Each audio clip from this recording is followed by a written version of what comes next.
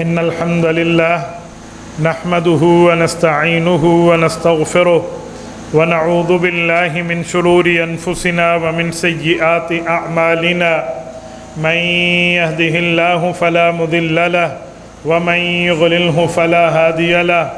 قال الله تبارك وتعالى في كلامه المجيد والفرقان الحميد: أعوذ بالله من الشيطان الرجيم بسم الله الرحمن الرحيم ويطعمون الطعام على حبه مسكينا ويتيما وأسيرا.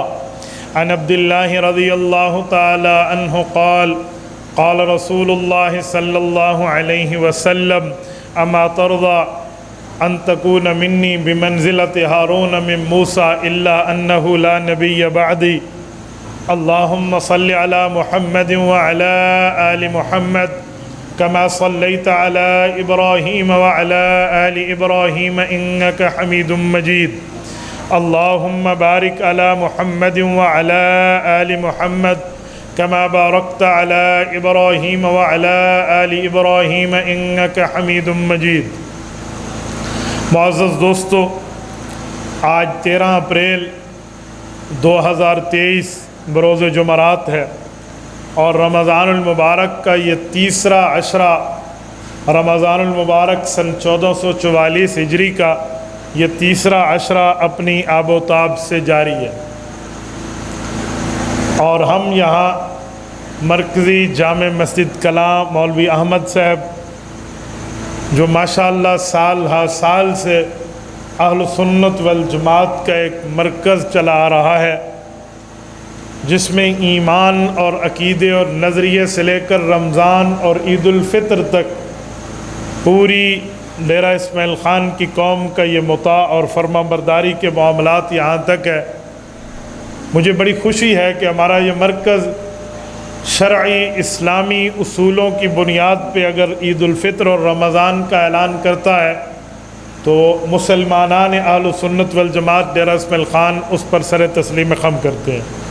اور ماشاءاللہ اب بھی اللہ تعالیٰ کے خاص فضل اور کرم سے حضرت مولانا احمد شعیب دامت برکاتہم العالیہ نے ڈیرہ اسماعیل خان کے معزز علماء کرام، مفتیان عظام، اسی طرح مشائخ طریقت اور ائمہ خطباء، ان سب کو ایک لیٹر لکھا اور حضرت نے فرمایا کہ گزشتہ سال بھی اس طرح کی خلفشار پیدا ہوا تھا کہ عید کے اعلان میں کوئی کہہ رہا تھا فلاں قوم کی عید ہے، فلاں کی نہیں ہے، حالانکہ عید الفطر کے معاملات قومیتوں پہ نہیں ہیں، یہ تو چاند کی رؤیت پر ہے.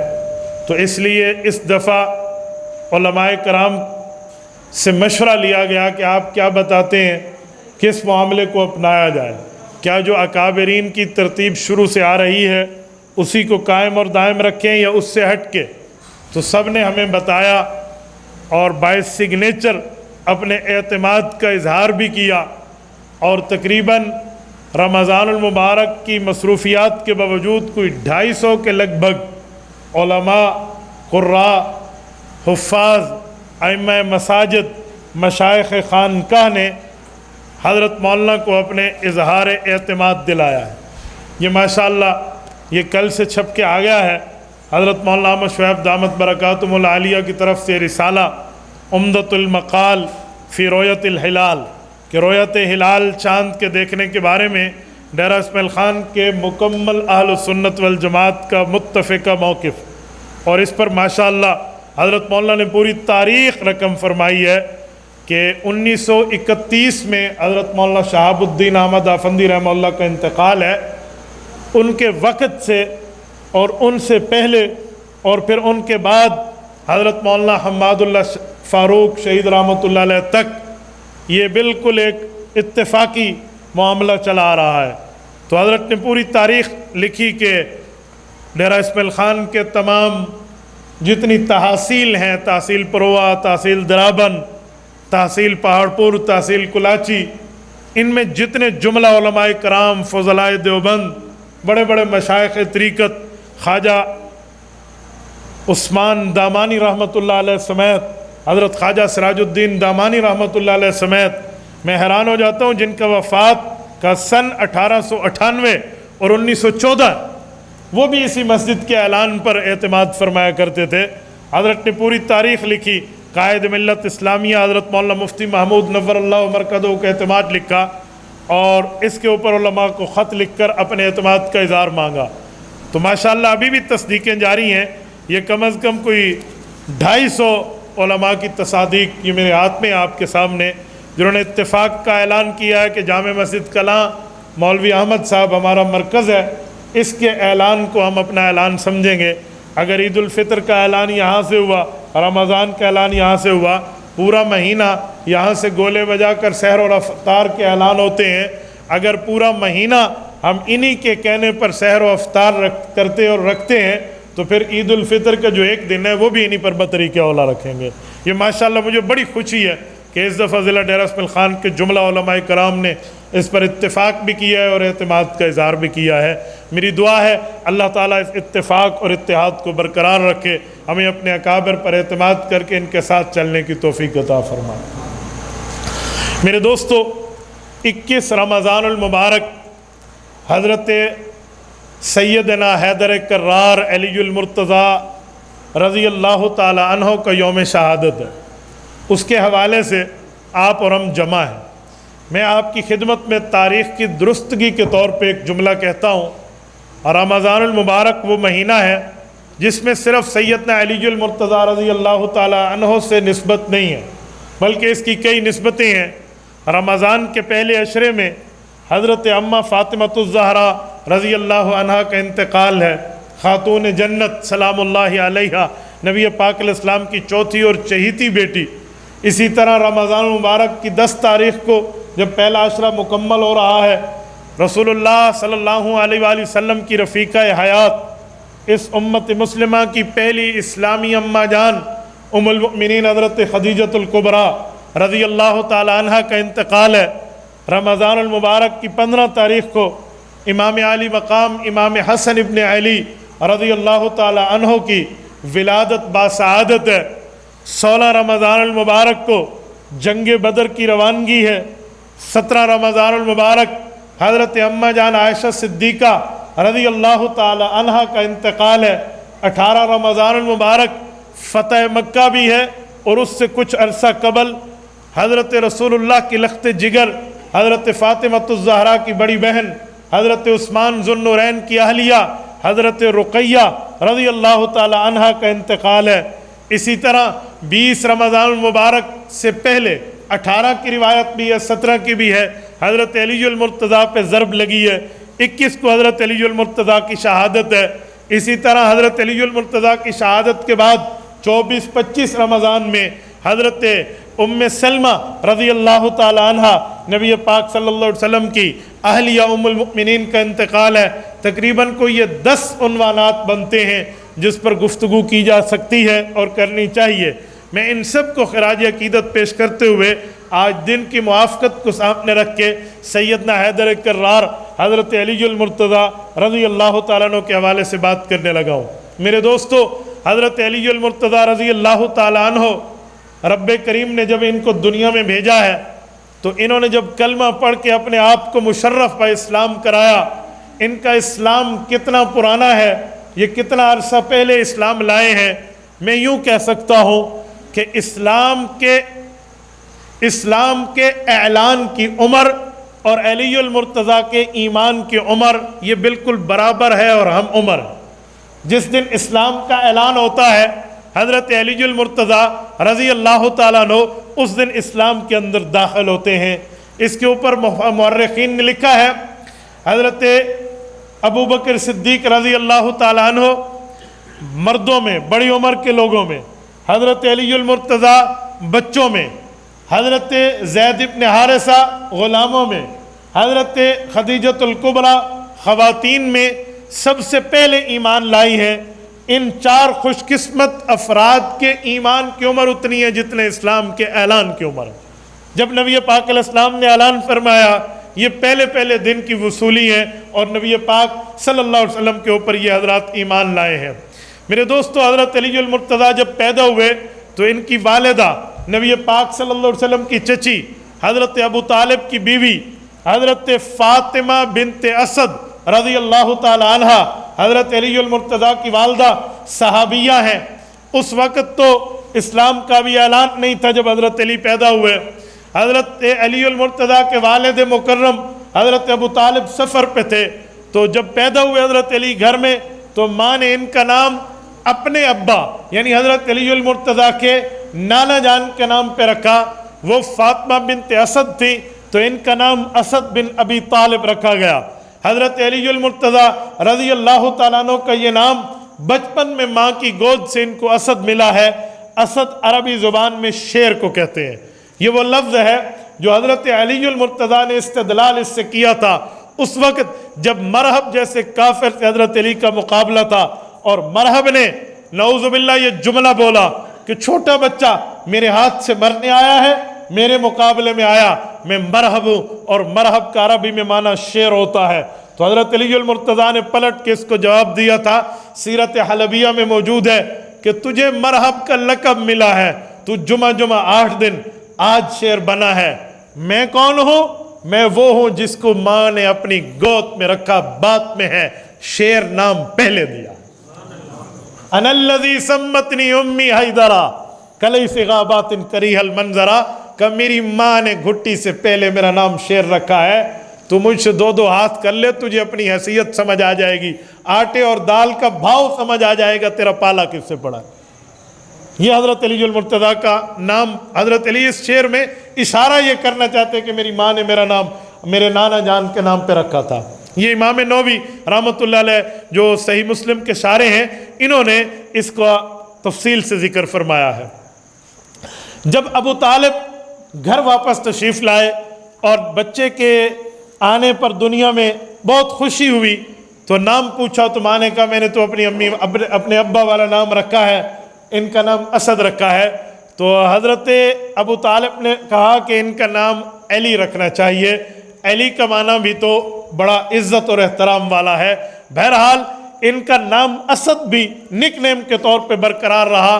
نبی پاک صلی اللہ علیہ وسلم کی طرف سے انہیں اس لفظ میں کچھ ایڈیشن اضافے کے ساتھ ایک مقام اور ٹائٹل ملا کہ صرف نام ماں نے اسد رکھا تھا، تیرا پیغمبر تجھے نام اسد اللہ الغالب دیتا ہے کہ تو اللہ کا شیر ہے، کوئی نعوذ باللہ جنگل کا شیر نہیں ہے، تو اللہ کا شیر ہے اور اللہ کا شیر ہمیشہ غالب آیا کرتا ہے. تو حضرت علی بن ابی طالب کو اسد اللہ الغالب یہ نبی پاک صلی اللہ علیہ وسلم کی زبان اقدس سے ملا ہے. سیدنا علی المرتضیٰ رضی اللہ تعالیٰ عنہ کے اگر ہم خاندان کی بات کریں تو خاندان ہے تو بنو ہاشم. ان کے والد جن کو ابو طالب کہتے ہیں یہ ان کی کنیت ہے، ان کا اصل نام عبد مناف ہے. حضرت علی کی والدہ فاطمہ بنت اسد ہے. حضرت علی المرتضیٰ اپنے ماں باپ کے یہ کل 4 بیٹے ہیں، یعنی حضرت علی کے مزید 3 بھائی ہیں. ایک بھائی کا نام طالب ہے، ایک کا نام عقیل ہے، ایک کا نام جعفر طیار ہے اور ایک کا نام علی ہے. یہ علی اپنے بھائیوں میں سب سے چھوٹے ہیں. حضرت علی المرتضیٰ یہ کل 4 بیٹے اپنے ماں باپ کے ہیں، تو ان کی 2 بہنیں ہیں. کل ملا کے ابو طالب کی فاطمہ بنت اسد سے اولاد 6 ہے جو دنیا میں زندگی پائی ہے. 2 ان کی بہنیں ابو طالب کی 2 بیٹیاں، ایک کو ام ہانی کہتے ہیں، ایک کو جمانہ کہتے ہیں. یہ دونوں حضرت علی المرتضیٰ کی بہنیں ہیں. اللہ تعالیٰ نے ان کو ایمان عطا فرمایا تھا. ام ہانی کے بارے میں تو صحابیہ کا قول ملتا ہے، بلکہ یہ وہ عظیم گھر ہے ام ہانی کا جس گھر سے اللہ کے رسول صلی اللہ علیہ وسلم کو بڑا تعلق تھا. اس گھر میں حضور پاک آرام فرماتے کہ جبرائیل آئے تھے کہ رب کریم آپ کو معراج کی سفر پر بلا رہے ہیں. نبی پاک علیہ السلام حتیم خانہ کعبہ بعد میں تشریف لے گئے، ام ہانی کے گھر سے پہلے نکلے تھے. یہ صحابیہ ہے. جمانہ کے بارے میں ایک روایت ہے کہ اسلام کے اعلان سے پہلے فوت ہو گئی تھی، اور ایک روایت نہیں انہوں نے کلمہ پڑھا ہے. بہرحال دونوں قسم کی تاریخی روایات موجود ہیں. حضرت علی المرتضیٰ رضی اللہ تعالی عنہ کو نبی پاک صلی اللہ علیہ وآلہ وسلم کے ساتھ چچا زاد بھائی ہونے کا شرف حاصل ہے. یہ نبی پاک علیہ السلام کے چچا زاد بھائی ہیں. حضرت ابو طالب کی مالی حیثیت کمزور تھی تو انہوں نے اپنے بیٹے اپنے مختلف رشتہ داروں میں ان کی پرورش کے لیے دیے ہوئے تھے. حضرت علی رسول اللہ کو ملے تھے، گویا علی کی تربیت محمد الرسول اللہ صلی اللہ علیہ وسلم کے گھر میں ہوئی ہے. حضرت علی المرتضیٰ رضی اللہ تعالیٰ عنہ نے نبی پاک صلی اللہ علیہ وسلم کے گھر میں آنکھ کھولی ہے گویا، اور اسی گھر میں تربیت پائی ہے۔ سیدنا علی المرتضیٰ نبی پاک صلی اللہ علیہ وسلم کے گھر کے آدمی ہیں۔ بچوں میں سب سے پہلے ایمان اسی بنیاد پہ ملا ہے کہ حضرت علی تو اسلام سے پہلے بھی رسول اللہ کو جانتے تھے، اسلام سے پہلے بھی نبی پاک صلی اللہ علیہ وسلم کے معاملات سے واقف تھے، اسلام سے پہلے بھی حضرت علی المرتضیٰ رضی اللہ تعالیٰ عنہ رسول اللہ صلی اللہ علیہ وسلم سے واقف تھے۔ حضرت علی المرتضیٰ رضی اللہ تعالیٰ عنہ کا خاندانی پس منظر میں ایک جملہ مزید بھی آپ کی خدمت میں عرض کروں۔ حضرت علی کی خود اپنی شادی، پھر اپنی اولادیں، کہاں کہاں تک شادیاں، کہاں کہاں تک اولادیں، اس بارے میں حضرت علی المرتضیٰ کی ایک تفصیل ملتی ہے۔ حضرت علی المرتضیٰ رضی اللہ تعالیٰ عنہ کی 8 بیویاں ہیں، بیک وقت حضرت فاطمہ کے بعد 4 رہی ہیں۔ ان کے انتقال کے بعد حضرت علی المرتضیٰ پھر شادی کر لیتے، کیونکہ اسلام نے یہ بات طے ہے کہ بیک وقت اگر زیادہ سے زیادہ کوئی شادی رکھنا چاہے تو 4 بیویاں رکھ سکتا ہے۔ ہاں ان میں کسی ایک کو طلاق یا کسی ایک کا انتقال ہو جائے تو پھر مزید شادیاں کی جا سکتی ہیں۔ ایک وقت میں جو شادی ہے وہ 4 شادیاں ہیں۔ میں غلط فہمی کو دور کرتے جاؤں، کچھ لوگ سمجھتے ہیں زندگی میں صرف مسلمان 4 شادیاں کر سکتا ہے، کوئی اور بیوی فوت ہو جائے وہ دوسری شادی کرے گا تو وہ 5ویں کہلائے گی، یہ جائز نہیں ہے۔ ایسا کچھ بھی نہیں ہے۔ 5ویں شادی جب کہلائے گی جب وہ 5 بیک وقت ہوں، وہ اسلام میں ناجائز ہے، حرام ہے، غلط ہے، قرآن نے اس کو منع فرمایا ہے۔ جس طرح بیویاں 2 بہنوں کو ایک نکاح میں ایک وقت میں جمع کرنا قرآن نے منع کیا ہے، وَأَن تَجْمَعُوا بَيْنَ الْأُخْتَيْنِ إِلَّا مَا قَدْ سَلَفَ فرما کر 4 پارے کے آخری صفحے پہ ایسے ہی 4 بیویوں سے زائد بیک وقت رکھنا بھی اسلام نے منع کیا۔ تو حضرت علی المرتضیٰ کی 8 شادیاں ہیں، لیکن جب تک حضرت فاطمہ الزہرا رضی اللہ تعالیٰ عنہ اس دھرتی پہ حضرت علی کی زوجیت میں دنیا میں رہی، اس وقت تک حضرت علی نے دوسری شادی نہیں کی۔ اس کی کئی وجہ ہیں، کئی تفصیلات ہیں، کئی لمبی باتیں اس پر موجود ہیں، لیکن میں شارٹ اینڈ میں مختصر پر اثر آپ کی خدمت میں اس کی ایک وجہ بتاتا ہوں۔ نبی کی بیٹی پر اس کا داماد سوکن نہیں لا سکتا۔ آپ پوچھیں گے وجہ، کئی وجوہات ہیں کہ نبی کی بیٹی پہ سوکن نہیں آئے گی، یہ نبی کی بیٹی کی خصوصیت ہے۔ کیوں؟ کیا وجہ ہے؟ کئی وجوہات۔ بنیادی سب سے مین ریزن یہ ہے کہ سوکنوں میں بعض اوقات لڑائی اور فساد اور اختلاف ہو جاتا ہے، تو جب اختلاف ہو جائے تو ایک دوسرے کے خاندان پر کیمنٹس پاس کیے جاتے ہیں، تو اس خاندان کی تیرا باپ ایسے، تیری ماں ایسے، بائی نیچر، بطور فطرت عورتیں انسان ہونے کے ناطے کہہ بیٹھتی ہیں، اگرچہ بعد میں اس کو معافی تلافی ہو جائے۔ اگر اس طرح نبی کی بیٹی پر سوکن آ جائے، اس کا داماد لائے اس کی زندگی میں، اور کسی مسئلے میں اختلاف ہو، اور دوسری آئی ہوئی عورت اگر نبی کی بیٹی پر یہ جملہ بولے کہ تو اس خاندان کی ہے، تو اس نبی فلاں کی بیٹی، اس کے والد کے لیے تو ایک جملہ بولے تو ایمان سے فارغ ہو جائے گی۔ اس بنیاد پر نبی کی بیٹی کی خصوصیت ہے کہ اس کے اوپر سوکن نہیں لائی جا سکتی۔ نبی پاک صلی اللہ علیہ وسلم کی 4 لخت جگر، نور نظر، نبی پاک کی 4 صاحبزادیاں، 4 بیٹیاں ہیں۔ پہلی حضرت سیدہ زینب کبریٰ، دوسری حضرت رقیہ، تیسری حضرت ام کلثوم، چوتھی حضرت فاطمہ الزہرا رضی اللہ تعالی عنہن وسلام اللہ علیہن۔ یہ نبی پاک صلی اللہ علیہ وسلم کی 4 صاحبزادیاں ہیں، اور حضور کے 3 داماد ہیں۔ ایک حضرت ابو العاص جن کا نام لقیط ابن ربیع الاموی ہے، ان کے عقد میں حضرت زینب گئی ہیں، نبی پاک کی سب سے بڑی بیٹی، جس کو کہا گیا ہے افضل بناتی زینب، بچیوں میں ان کا مقام بڑا رتبہ تھا۔ انہوں نے نبی پاک صلی اللہ علیہ وسلم کے ساتھ سختی کے وہ حالات دیکھے ہیں کفار کی طرف سے جو باقی بیٹیوں نے ویسے نہیں دیکھے۔ ان کے ساتھ نبی پاک کو بڑا پیار ہے۔ اگر میں ایک ایک بیٹی کا پیار شروع کروں شاید کہ مجھے یہ وقت اجازت نہ دے۔ اس پر میری گفتگو مستقل طور پہ اولاد پیغمبر کے نام سے 1.5 گھنٹہ کا ایک لیکچر ہے جو یوٹیوب پر موجود ہے، آپ اس کو وہاں سے سن سکتے ہیں۔ نبی پاک علیہ السلام کے داماد 3 تھے، کیونکہ حضرت عثمان کو یکے بعد 2 بیٹیاں ملی ہیں، اور تیسرے نمبر پہ حضرت علی ہیں۔ ان تینوں دامادوں نے نبی کی 4 بیٹیوں پر ان کی زندگی میں سوکنے نہیں لائے۔ کیونکہ اسلام کا حکم تھا اور اس کی رزن میں آپ کی خدمت میں رکھ چکا ہوں۔ حضرت فاطمہ الزہرا رضی اللہ تعالی عنہا سے جب حضرت علی المرتضیٰ کی شادی ہوتی ہے تو حضرت علی المرتضیٰ کی 6 اولادیں اماں فاطمہ سے پیدا ہوتی ہیں، 3 بیٹے اور 3 بیٹیاں۔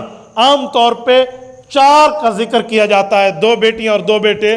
اس کی بھی ایک وجہ ہے کہ ایک بیٹی اور بیٹا بچپن میں فوت ہو گئے تھے، وہ بڑی عمر نہیں حاصل کر سکے، اس بنیاد پہ 4 اولادیں حضرت علی کی مشہور ہیں۔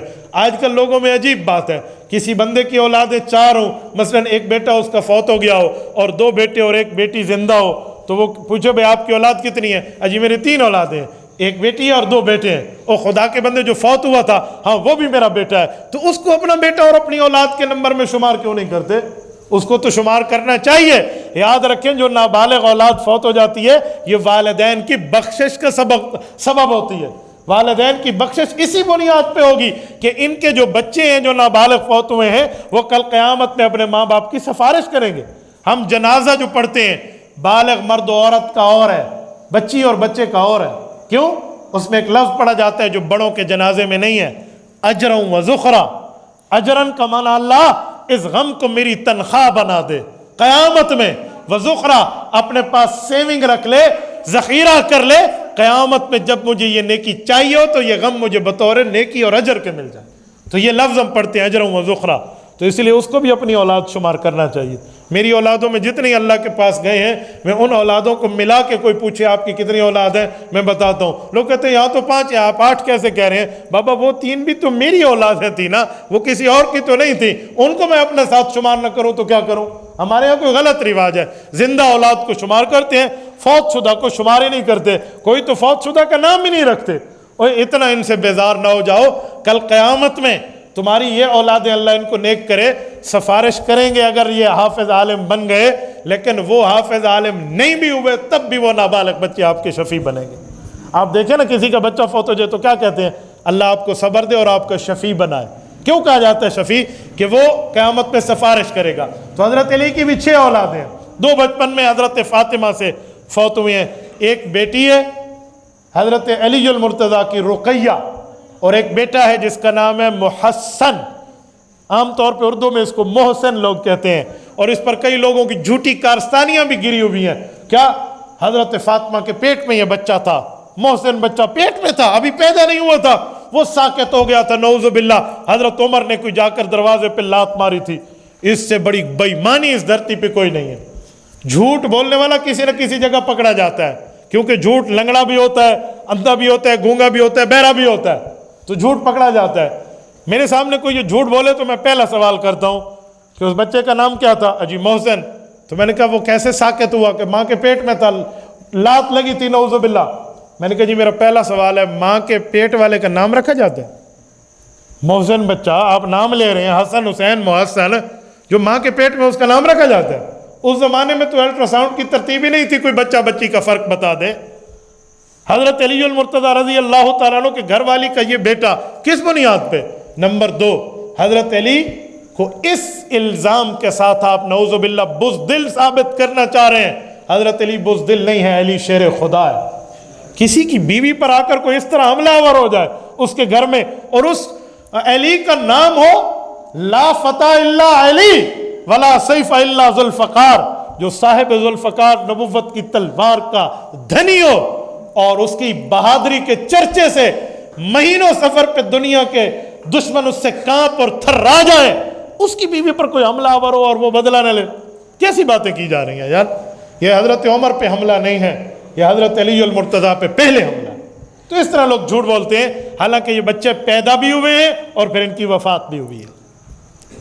حضرت علی المرتضیٰ کے 3 بیٹیاں ہیں حضرت فاطمہ سے اور 3 بیٹے ہیں۔ پہلی بیٹی ہے زینب، دوسری ہے رقیہ، تیسری ام کلثوم، 3 بیٹے ہیں حسن حسین محسن۔ جب یہ پیدا ہوئے تھے تو ان کے نام یہ نہیں تھے، حضرت علی ان کے نام باری باری حرب رکھتے تھے، جنگی مجاہد، مجاہد فی سبیل اللہ اس کا معنی ہوتا۔ تو حضور پاک علیہ السلام آ کر عقیقہ بھی فرماتے، گھٹی بھی دیتے، ان کے نام بھی تبدیل کر کے حرب سے حسن، حرب سے حسین، حرب سے محسن رکھتے تھے۔ اور پھر فرمایا علی یہ نام اللہ نے میرے نواسوں کے لیے سنبھال کے رکھے تھے، جیسے شبر، شبیر اور मुशबिर हज़रत हारून के बेटे थे अलैहिस्सलाम, जो हज़रत मूसा अलैहिस्सलाम के भाई थे। तो तेरा मेरा भी तो हज़रत मूसा और हज़रत हारून वाला भाइयों वाला ताल्लुक़ है, तो तेरी औलादों के नाम भी उसी वज़न पे अल्लाह ने यूँ रखवा दिए हैं। तो ये नाम रखे गए थे। और 3 बेटियां हैं हज़रत अली की हज़रत फ़ातिमा से। आपने मेरी इस जुमले पे गौर किया है कि हज़रत अली की तीनों बेटियों के नाम क्या हैं? ज़ैनब, रुक़ैया, उम्मे कुलसूम, बनाते अली। ये तीनों नाम तो रसूलुल्लाह सल्लल्लाहु अलैहि वसल्लम की 4 बेटियों में पहली 3 बेटियों के हैं। ये तीनों नाम तो हज़रत फ़ातिमा की 3 बहनों के हैं। क्या मतलब? हज़रत फ़ातिमा को अपनी बहनों से इतना प्यार है कि बहनों वाले नाम अपनी बेटियों के रखे हैं। मुझे ईमान से बताएं, जो लोग कहें अम्मा फ़ातिमा की हम मोहब्बत का दम भरते हैं और अम्मा फ़ातिमा की बहनों का इनकार कर दें, कल क़यामत में ये अम्मा फ़ातिमा से कैसी सिफारिश लेने के लिए आएंगे? अम्मा फ़ातिमा तो फरमाएंगी मुझे तो अपनी बहनों से इतना प्यार है, मैंने बेटियों के नाम अपनी बहनों वाले रख दिए हैं, और तुम्हारे दिमाग में शैतान ने वो खन्नासियत भर दी है, तुमने मेरी बहनों का भी इनकार कर दिया। हालांकि सूरत नंबर 33 सूरत अहज़ाब आयत नंबर 160 रब्बे करीम ने नबी की बेटियों का लफ्ज़ बोला है, बेटी का नहीं बोला। बेटियों जमा, या अय्युहन नबिय्यु कुल्ली अज़वाजिक व बनातिक व निसाइल मुमिनीन, ए नबी मैं पर्दे का हुक्म नाज़िल कर रहा हूँ आप पर। ये हुक्म आप अपनी बीवियों को, अपनी बेटियों को और मुमिनीन की औरतों को सुना दें।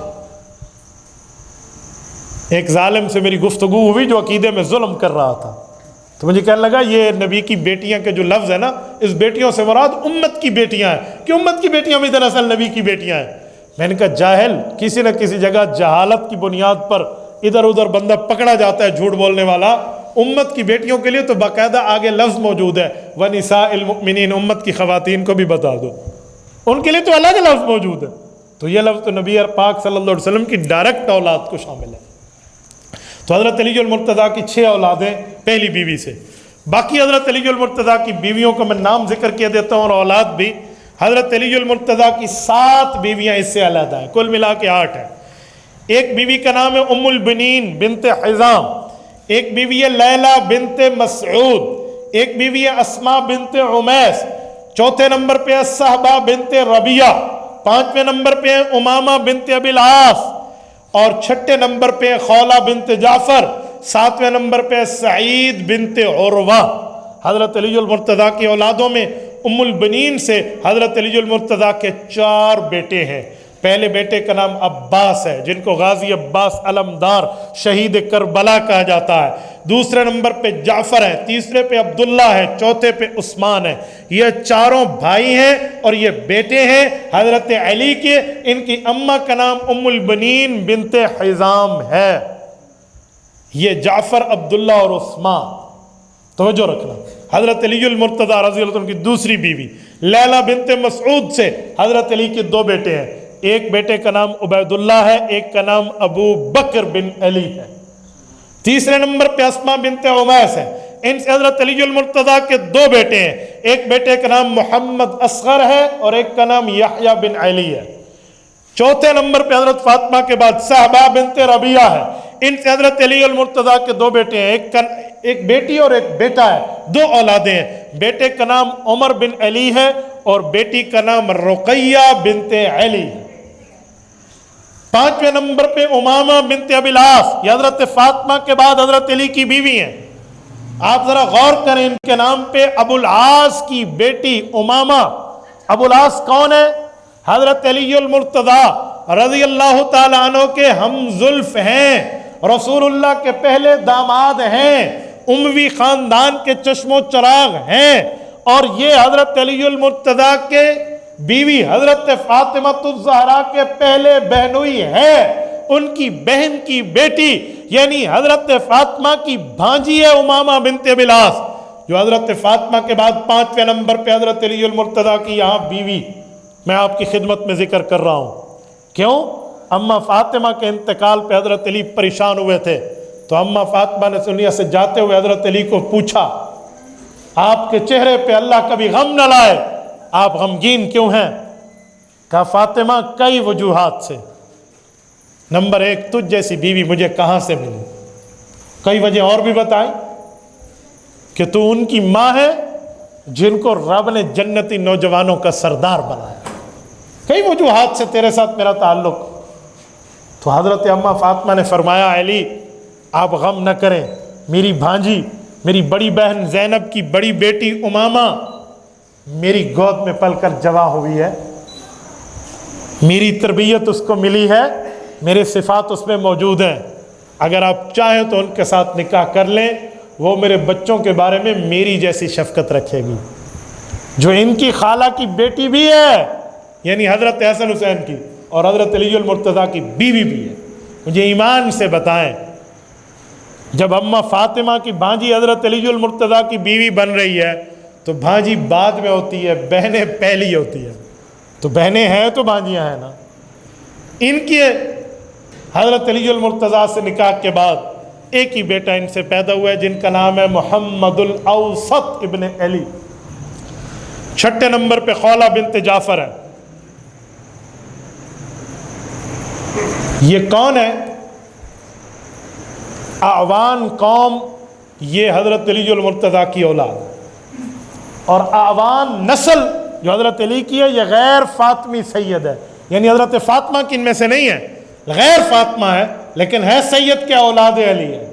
یہ ان کی اماں کا ذکر کر رہا ہوں. محمد بن حنفیہ کی والدہ بنی حنیفہ قبیلے سے خولہ بنت جعفر جو حضرت علی المرتضیٰ کی بیوی ہیں، اور اعوان نسل کی اماں جان، یہ ان سے حضرت علی المرتضیٰ کی نسل اعوان چلی ہے. اس لیے میں کہا کرتا ہوں کہ فتوے میں یہ بات طے ہے کہ سچا اعوان ہو اس کے اوپر ویسے ہی زکوٰۃ منع ہے جیسے سید پہ زکوٰۃ منع، وہ اولاد علی ہے. 7ویں نمبر پہ حضرت علی المرتضیٰ رضی اللہ تعالیٰ عنہ کی بیوی عروہ بنت سعید، اس سے ام الحسن بھی پیدا ہوئی ہے، رملہ بھی پیدا ہوئی ہے، اور حضرت علی کی بیٹی ام کلثوم بھی پیدا ہوئی ہے. یہ حضرت علی المرتضیٰ کی بیٹیاں ہیں سارے ملا کر. اور ابھی میں ایک جملہ کہنے لگا ہوں، توجہ رکھنا. حضرت علی المرتضیٰ کے بیٹوں میں 9 بیٹے یہاں موجود ہیں جو شہدائے کربلا میں شامل ہیں. جو 72 تن ہے نا جو کربلا میں شہید ہوئے ہیں، ان میں 9 ابنائے علی ہیں رضی اللہ عنہ. حضرت علی المرتضیٰ کے 9 بیٹے ہیں. حضرت فاطمہ سے ایک بیٹے حضرت حسین ہے. حضرت ام البنین کے 4 بیٹے حضرت حسین کے 4 بھائی میدان کربلا میں اپنے بھائی کے ساتھ شہید ہوئے ہیں.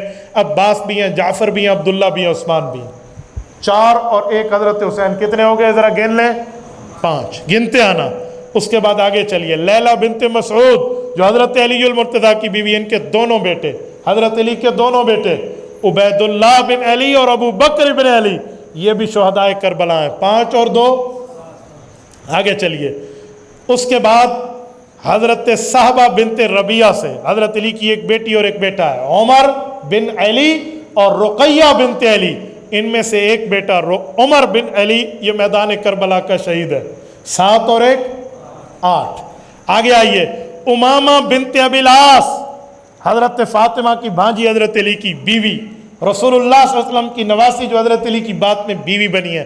ان سے ایک ہی بیٹا تھا محمد الاوسط ابن علی، یہ حضرت علی المرتضیٰ کا بیٹا اور میدان کربلا کا پہلا شہید ہے اولاد علی میں سے. 8 اور 1 9. یہ 9 بیٹے ہیں حضرت علی المرتضیٰ کے جو میدان کربلا کے شہید ہیں. صرف ظالم وہ کوفی نہیں تھے، صرف ظالم وہ ابن زیاد نہیں تھا جنہوں نے خاندان رسول کا خون بہا. ظالم منبر پہ بیٹھنے والا، بیان کرنے والا وہ اسپیکر بھی ہے جو ان شہداء کو جو اولاد علی ہے چھپا جاتا ہے. دنیا کے پیٹ میں اپنے خوراک کی لالچ کی وجہ سے مذہب کو کسی شاپر میں لپیٹ کے سنانے والا طبقہ اس کو کیوں نہیں بتاتا یہ اولاد علی نہیں ہے؟ اگر یہ 9 نکال لیں، خالہ جی کے گھر کا نام کام نہیں ہے جو 72 تن پورے کر کے کوئی دکھائے. یہ حضرت علی المرتضیٰ رضی اللہ تعالیٰ کے بیٹے ہیں. ان کی رگوں میں بھی خون حیدری دوڑتا ہے. یہ بھی حضرت علی المرتضیٰ کی اولاد ہے. حضرت حسین اکیلے شہید نہیں ہوئے، یہ صرف اور صرف غازی عباس علمدار تک بات کی جاتی ہے. باقی بھی بیٹے ہیں حضرت علی کے، انہیں بھی بتائیں کہ ابو بکر ابن علی بھی ہے، عمر ابن علی بھی ہے، عثمان ابن علی بھی ہے، عباس ابن علی بھی ہے، جعفر ابن علی بھی ہے، عبداللہ ابن علی بھی ہے، عبیداللہ ابن علی بھی ہے، اور اسی طرح جعفر ابن علی بھی ہے، یہ بھی حضرت علی کے بیٹے۔ لیکن مسئلہ کچھ اور ہے، حضرت علی کی بیوی باقیوں کے نام نہیں بتاتے، کیونکہ ان میں ایک حضرت رسول اللہ کی نواسی اور حضرت اماں فاطمہ کی بھانجی نکل آئے گی، بھانجی آئے گی تو حضرت فاطمہ کی بہنیں ثابت ہو جائیں گی، تو جھوٹے مذہب پر چھری پھر جائے گی، اس لیے باقی بیویوں کا نام نہ بتائیں۔ اور حضرت علی المرتضیٰ کی باقی اولادوں میں میدان کربلا کے شہداء کا ذکر بھی نہ کرے، کیوں؟ اگر شہداء کربلا میں اولاد علی کھل گئی تو صرف عباس ابن علی اور حسین ابن علی رضی اللہ عنہما نہیں ہوں گے، وہاں ابو بکر ابن علی بھی ملے گا، عثمان ابن علی بھی ملے گا، اور عمر ابن علی بھی ملے گا، تو کلی کھل جائے گی۔ بھئی حضرت علی کو تو اپنے ان دوستوں سے پیار تھا، تبھی تو انہوں والے نام اپنے بیٹوں کے رکھے تھے۔ آپ مجھے ایمان سے بتائیں، جس گھر میں، بلکہ جس گھر کے صحن میں ابو بکر، عمر، عثمان نام کے بچے کھیلتے ہوں، وہ گھر اہل و سنت کا ہے یا نہیں ہے؟ تو پھر ثابت ہو جائے گا گھرانہ علی گھرانہ اہل و سنت ہے۔ اسی لیے چلو بھائی نہ بتائیں، جانے دو ادھر ادھر معاملے کو، بس میدان کربلا میں ایک ہی حضرت علی المرتضیٰ رضی اللہ عنہ کا بیٹا حضرت حسین کے علاوہ غازی عباس علمدار۔ بھائی غازی عباس علمدار بڑے بڑے بھائی ہیں، بھائیوں میں ان کے 3 بھائی ہیں، ان کا نام ساتھ ذکر کیوں نہیں کرتے؟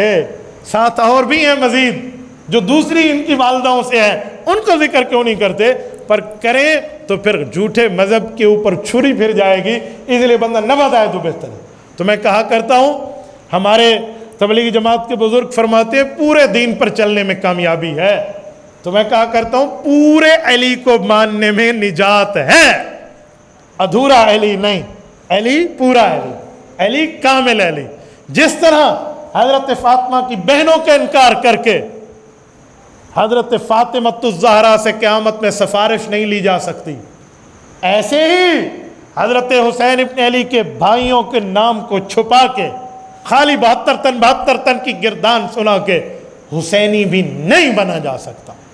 وہ تب بنا جا سکتا ہے جب بتایا جائے کہ حسین ابن علی کے تحفظ پہ حسین ابن علی کے 8 بھائی ذبح ہوئے ہیں، جن میں غازی عباس ابن علی بھی ہے اور ابو بکر، عمر، عثمان ابن علی بھی ہیں۔ تو میرے دوستو یہ حضرت علی المرتضیٰ کی اولاد ہے۔ چلیے آگے چلیے، حضرت علی المرتضیٰ کے نام میں علی بتا چکا ہوں، کنیت میں ابو الحسن، ابو تراب، اور لقب 3 ہیں، اسد اللہ الغالب، حیدر، المرتضیٰ۔ نام پر تو میں کہہ چکا ہوں، کنیت ابو الحسن کیوں ہے؟ بڑے بیٹے ہیں نا امام حسن، اسی نام پہ ابو الحسن ہے۔ ابو تراب، اس کا تو معنی ہے مٹی مٹی والا، تو حضرت علی کو مٹی مٹی والا کیوں کہا گیا ہے؟ کیا معنی؟ یہ کنیت کیوں ملی ہے؟ صحیح بخاری میں حدیث موجود ہے، حضرت سہیل رضی اللہ عنہ راوی ہیں، نبی پاک صلی اللہ علیہ وسلم اماں فاطمۃ الزہرا رضی اللہ عنہا کے گھر گئے، پوچھا این ابن امک، علی کہاں ہے؟ اماں فاطمہ نے فرمایا، عرض کی یا رسول اللہ ان بینی و بینہ شیء فغاضبنی فلم یقل عندی، گھر کے ایک چھوٹے سے مسئلے پر تھوڑی سی اونچ نیچ ہوئی، غصہ ہو گئے علی، اور میرے پاس کیلولہ کی نیند دوپہر کی سونے نہیں آئے اور میرے پاس سے چلے گئے، مجھے نہیں پتہ کہاں گئے، غصہ ہو کر گئے۔ کسی مسئلے پر میاں بیوی میں کوئی نوک جھوک کی بات آ گئی تو حضور پاک نے فرمایا کوئی مسئلہ نہیں۔ آپ علیہ الصلوۃ والسلام حضرت علی المرتضیٰ کو ڈھونڈنے کے لیے باہر تشریف لائے، صحابہ کرام کو فرمایا دیکھو جہاں ملے مجھے بتانا۔ بتایا گیا رسول اللہ مسجد نبوی کے فلاں کونے میں آرام کر رہے ہیں، تو نبی پاک نے فرمایا نہیں اٹھاؤ، میں خود جاؤں گا۔ آپ علیہ السلام خود تشریف لے گئے۔ یار کیا بات ہے، جن کو نیند سے جگانے کے لیے بھی رسالت مآب تشریف لے جائیں۔ نبی پاک علیہ السلام گئے، حضور پاک علیہ السلام نے دیکھا کہ حضرت علی نے جو نیچے اپنے بطور نہالچہ چادر بچھائی تھی نا سونے کے لیے، وہ جسم سے سرک گئی ہے اور ان کا جسم مبارک مٹی پر لگا ہوا ہے، اور مٹی سے وہ جسم کی جگہ اٹ ہو چکی ہے۔ تو حضور پاک علیہ السلام نے ہلایا اور فرمایا کم یا ابا تراب، بھائی مٹی مٹی ہو گئے ہو، اب تو اٹھ جاؤ۔ کتنی محبت سے اٹھا۔ حضرت علی اٹھے، گھر میں گئے، راضی نامہ جیسے بات ہوئی بھی نہیں تھی، بات ختم ہو گئی۔ لیکن حضرت علی کو رسول اللہ کا فرمایا ہوا یہ لفظ اتنا پسند آیا کہ ہمیشہ خود کو ابو تراب کہلایا کرتے تھے، کہ لقب مجھے میرے نبی پاک صلی اللہ علیہ وسلم کی زبان سے ملا۔ اسد اللہ الغالب، اس پر میں بات کر چکا ہوں۔ حیدر یہ بھی شیر ہی کا معنی ہے. حضرت علی المرتضیٰ کو یہ بھی اپنی ماں فرمایا کرتی تھی. المرتضیٰ یہ لقب ایک حدیث پاک سے مشتق ہے. حدیث ترضی اٹھائی ہے. نبی پاک صلی اللہ علیہ وسلم تبوک پر جا رہے ہیں, غزوہ تبوک. اللہ آپ کو مدینہ طیبہ لے جائے, اللہ آپ کی برکت سے ہم سب کو لے جائے. تبوک مدینہ طیبہ سے کوئی 1000 کلومیٹر کا سفر ہے, بڑا لمبا سفر ہے, ملک شام کی سرحد ہے. میں تبوک گیا ہوں, میں نے الحمدللہ وہاں ایک رات بھی گزاری ہے. تبوک نبی پاک صلی اللہ علیہ وسلم کا سفر تھا. یہ زندگی کا, دنیاوی زندگی کا, نبی پاک صلی اللہ علیہ وسلم کی 63 سال میں آخری سال 62 سال کا بڑھاپا تھا, اور نبی پاک علیہ السلام کا یہ آخری غزوہ ہے. حضور پاک تشریف لے گئے. جب نبی اقدس صلی اللہ علیہ وسلم وہاں پہنچے اور وہاں 20 دن قیام فرمائے اور واپس آئے, ملک روم کی طاقت سے مقابلہ تھا, وہ ڈر گئے, وہ بزدل لوگ نہیں آئے. نبی پاک علیہ السلام فاتح واپس تشریف لائے. اس سفر میں جو 20 دن حضور نہیں تھے, تو نبی پاک نے اپنا نائب مقرر کرنا تھا کہ میرے بعد یہاں نمازیں کون پڑھائے. ہر سفر پہ حضور پاک کی عادت تھی کسی ایک نہ ایک صحابی کو بھیجتے, کسی ایک نہ ایک. اکثر طور پہ حضرت عبداللہ بن ام مکتوم رضی اللہ عنہ حضور کے بطور نائب مسجد میں پیچھے نماز پڑھا کرتے تھے. وہ نابینا تھے, جہاد میں نہیں جاتے, تو اسی لیے ان کو بھیجا کرتا تھا کہ آپ علیہ السلام ان کو یہاں پر تعینات فرماتے تھے کہ ان کی تو مجبوری ہے, ان کے اوپر تو کوئی گناہ بھی نہیں ہے. اس مرتبہ مشورہ ہوا کہ حضرت علی المرتضیٰ کو چھوڑا دیں. تو حضرت علی کو حضور نے بلوایا اور اپنا فیصلہ سنا دیا کہ علی آپ یہاں رہیں, آپ یہاں پوری ترتیب کے ساتھ اس طرح رہیں, میں آ جاؤں گا انشاءاللہ. حضرت علی کو پتہ تھا اس طرح ہر بندے کو نائب وقفے وقفے سے بنتے ہیں, لیکن اس دفعہ پورا فعال میرے نام پہ آیا. تو حضرت علی المرتضیٰ نے فیصلہ قبول کیا, لیکن چہرے کے ایکسپریشن جو تھے نا, تاثرات, نبی پاک علیہ السلام نے فیس ریڈنگ کر لی, چہرے کو پہچان لی کہ علی المرتضیٰ دل میں سوچ رہے ہیں کہ میں جہاد پہ تو نہیں جا رہا, مجھے نہیں جل ساتھ لے جا رہے اور مجھے گھر میں چھوڑے جا رہے ہیں. تو حضور پاک علیہ السلام نے پوچھا, علی جو دل میں ہے وہ منہ پہ لاؤ, کیا بات ہے, آپ کا چہرہ ویسے خوش و خرم نہیں ہے, کیا بات ہے؟ تو یا رسول اللہ ترکتنی فی الولدان والنساء, یا رسول اللہ مجھے عورتوں, بچوں اور معذوروں میں چھوڑ دیا گیا ہے, میں تو ذوالفقار کا صاحب ہوں, مجھے تو آپ نے تلوار دی ہوئی ہے, میں اس تلوار کا حق ادا کرتا ہوں, کیا مجھ سے کوئی کوتاہی ہو گئی ہے؟ فرمایا ایسا تو کچھ بھی نہیں ہے. کہ اس دفعہ میں چاہ رہا ہوں کہ آپ یہاں رک جائیں, میں تو آ جاؤں گا, پھر میں نے آپ سے سنبھال لینا ہے سارا معاملہ. تو حضرت علی المرتضیٰ کو نبی پاک صلی اللہ علیہ وسلم نے غمگین دیکھا نا, تو ایک جملہ فرمایا جس سے یہ المرتضیٰ لقب ملا. کیا فرمایا؟ فرمایا یا علی اما ترضی ان تکون منی بمنزلت ہارون من موسیٰ الا انہ لا نبی بعدی. علی عقیدہ ختم نبوت ہے, میرے بعد نیا نبی نہیں آنا, لیکن تیرا اور میرا ایک تعلق ہے. حضرت موسیٰ علیہ السلام نے اللہ سے حضرت ہارون کو مانگا تھا, وہ ان کے بطور بھائی ساتھ چلے تھے. ہارون اخی اشدد بہ ازری, اے اللہ ہارون میرا بھائی ہے, اس کے ساتھ میری کمر کو مضبوط کر. علی تو راضی نہیں ہے, میری نسبت تیرے ساتھ ایسے ہو جیسے حضرت موسیٰ اور حضرت ہارون کی ہے. اور واقعی نبی پاک علیہ السلام نے بھائیوں والا تعلق یوں ان سے نبھایا. جب مدینہ تشریف لائے حضور پاک تو سب کی مواخات کرائی کہ یہ مکی اس مدنی کا, یہ مکی اس مدنی کا بھائی ہے. جب باری حضرت علی کی آئی تو حضور پاک علیہ السلام نے فرمایا علی میرا بھائی ہے. 58 مکیوں کو مدنی کا بھائی قرار دے کر مواخات کرا دی گئی, لیکن حضرت علی کو اپنا بھائی قرار دیا جو دونوں نسبتاً ہجرت کے مہاجر تھے. حضرت علی ساتھ بھائیوں والا تعلق تھا. تو فرمایا علی تو اس بات پہ راضی نہیں ہے, آپ کو اور میرا یہ تعلق ہے. ہاں حضرت موسیٰ کے بعد نبوت حضرت ہارون کو ملی تھی, لیکن میرے بعد ختم نبوت ہے. عقیدہ ختم نبوت کو حضور پاک نے ساتھ بیان کر دی. تو حضرت علی المرتضیٰ کا چہرہ خوشی سے کھل اٹھا کہ آپ علیہ السلام نے کتنی بڑی میرے ساتھ اپنی نسبت کو بیان فرمایا. تو حضرت علی راضی ہو گئے. اس رضا پر لقب ملا ہے المرتضیٰ, حضرت علی المرتضیٰ, کہ اللہ تعالیٰ بھی اس سے راضی ہے, رسول اللہ بھی اس سے راضی ہے, اور یہ اللہ سے بھی راضی ہے, اللہ کے رسول سے بھی راضی ہے.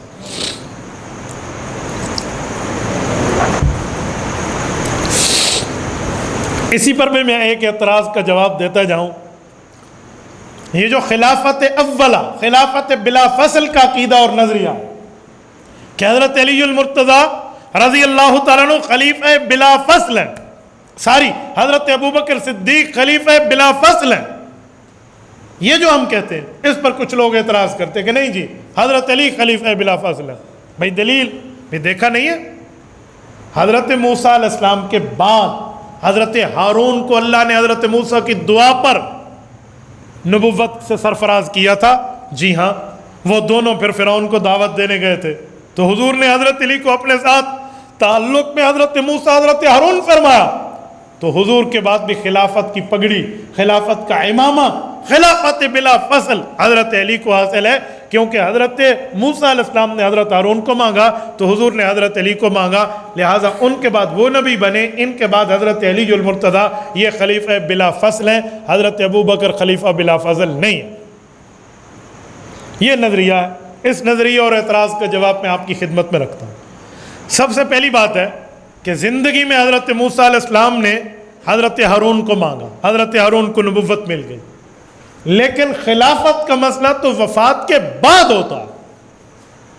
یہ بات آپ کی تب ٹھیک بنتی جب حضرت موسیٰ کا انتقال ہو جاتا اور ان کے بعد حضرت ہارون ان کے بطور خلیفہ اور نائب قائم کام کرتے۔